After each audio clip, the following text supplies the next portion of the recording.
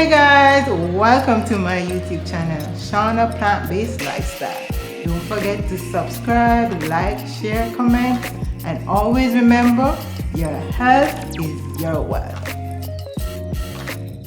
Hi everyone, welcome back to my YouTube channel. So today I'm going to make spicy jerk mac and cheese. This is just another simple video that I have to show to all of you, and just another way to spice up your mac and cheese. So stay tuned for this video. Here I have nutritional yeast, I have turmeric, I have a little Mrs. Dash, I have jerk seasoning, 1/3 cup almond that was soaked overnight, green bell pepper, 3 cloves of garlic, and 1 cup of coconut milk. To get this started, I put the ingredients in my cup. I put the bell peppers, the garlic, the soaked almonds, coconut milk, tablespoon of nutritional yeast.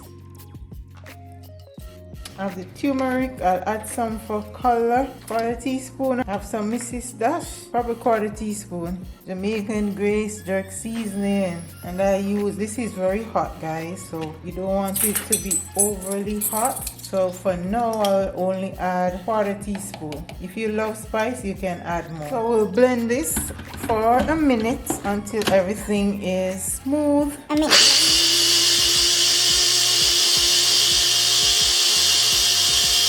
This is finished blend, so now time to move on. And this is smelling lovely guys. I'm loving it. My skillet is now on, it's heated, so I'll pour my sauce. Make sure it's on low heat. I have some leftover gluten-free pasta, so I'm going to add it to the pot.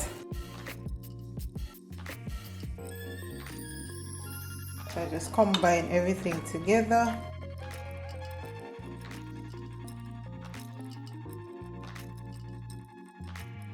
I will now add some salt, just a little bit, not too much. It's not that spicy right now, so I'm going to add 1/2 tablespoon more jerk seasoning.